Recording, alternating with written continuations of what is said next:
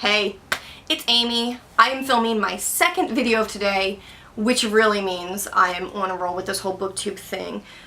Took my glasses off from the last one because I am too cheap to pay for anti-glare stuff. So that's a thing. I get glare constantly. Can never take a good picture with my glasses. That's life. Whatever. Today's video is going to be my Amazon Prime Day haul, where I embarrassingly spent a lot of money on all kinds of stuff. Other things, I bought my husband several Christmas presents, one of which I already gave him.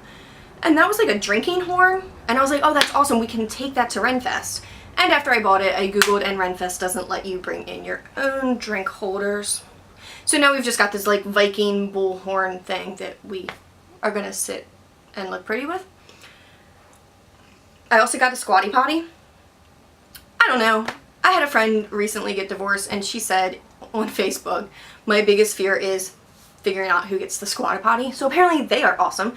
Please let me know if you have used them, but without great detail, please. And the third thing, some Xbox wireless controller thing that I didn't really care about, so whatever. But the other two things I thought were pretty awesome. But most of what I bought was for myself. I bought some leggings, I bought a dress, and of course books. So, without further ado, book number 1. These brand new, beautiful illustrated editions of Harry Potter. They didn't have them in order, and they didn't have them all on Prime Day, so I don't really understand what the deal was with that. Maybe they just had a huge overstock of them. However, Order of the Phoenix, you know, also known as Harry whines the entire goddamn time. Book number 2, Half-Blood Prince, illustrated cover edition. I don't know. I think that, like, you can't see it, but on the top shelf of my bookshelf, I just have, like, I have Shelf Love Crate, Owl Crate, and Wiccan Fable boxes from past purchases, and I think eventually I'll take them down and make a whole Harry across the top thing. The next book that I got doesn't fit the general theme of my life. However, when I was a kid, I am in my early 30s. So I grew up in the 90s watching WWE when it was WWF, aka when it was awesome, Stone Cold, The Rock, all that. Jim Ross, Slobber Knocker, my life in wrestling. I mean, I don't really know what else I can say about this, but it's probably awesome. It's actually probably going to be half boring, half awesome, because there's probably a lot that I don't really care about, so I'll probably skip around, pick and choose the chapters I want to read. But, you know, anyone who has ever watched wrestling, like old 90s wrestling, you've got the gems from him. Pretty excited for that. Next, Six of Crows, Leigh Bardugo.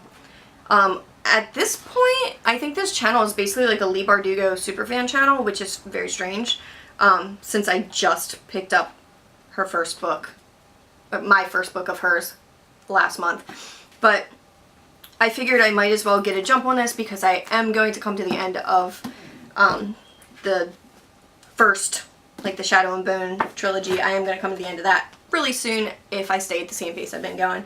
And then I'm going to want to switch over to that. The next one is going to make absolutely no sense at all because I have not read any books in this series, but Prime Day had the 5th book in the series, so naturally I bought it. Empire of Storms, Sarah J. Maas. I have not read any Throne of Glass. I literally, I know I'm like 1,000 years late on this train, and 1,000 years late to fangirl over it. However, I'm slowly but surely collecting these books, and we'll start them eventually.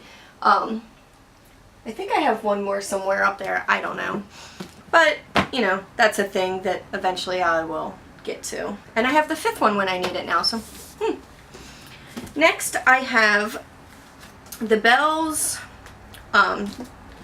Danielle Clayton, I think I said that right. If not, I'm sorry, I'm horrible at things. Beautiful. I love naked white books. I just love them.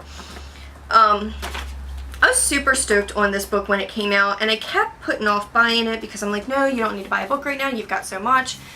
But oh my god, look at this. It's like beautiful. I love dystopians, and I feel like dystopian was so hot a few years back, and now it's kind of died off. So every time one comes out, I'm really stoked about it.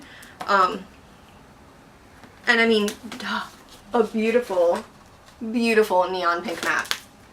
It's like screaming Amy. Next up, Miss Peregrine's Library of Souls. This is the third book in the series. I have not read the second one. I have it. I believe they're making a movie, and even though the first one was like, why did you even call it Miss Peregrine's? You should have just... It would have been a really cool movie if it wasn't Miss Peregrine's, I think, is how I feel about it. I don't know. But I think the second one is supposed to be coming out soon, or is filming, or I don't know, whatever. So I was like, might as well get the third. Maybe I'll eventually get caught up on these. I did really enjoy the first book, but never really had like a big desire to read the second one. The next book, and second to last, is The Beast Within.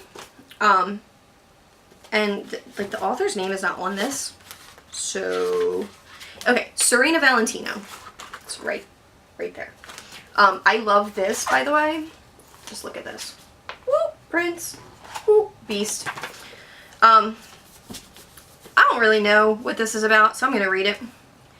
The tale is as old as time. A cruel prince is transformed into a beast. A lovely maiden comes into this monster's life. He is transformed by her compassion and the love he feels for her in return. The two live happily ever after. But any tale, especially one as storied as Beauty and the Beast, has been told many different times and in many different ways. No matter which version one hears, the nagging question remains. What was it that transformed the prince into the beast we are introduced to? This is one version, pulled from the many passed down through the ages. It is a story of vanity and arrogance, of love and hatred, of beastliness, and of course, beauty.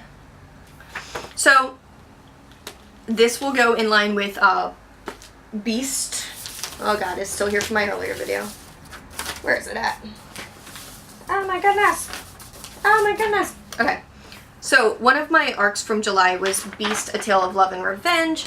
And as I said, I have very mixed reviews and feelings about that book. Very problematic in certain ways. Triggers for rape, etc., etc. But I don't know. I'm like in this weird beast mode now. Haha, beast mode. And this is like a nice little short guy. I figured that might be, you know, a good little, let's get a little readathon that this could fit to, because hey, I could actually accomplish that one in the readathon.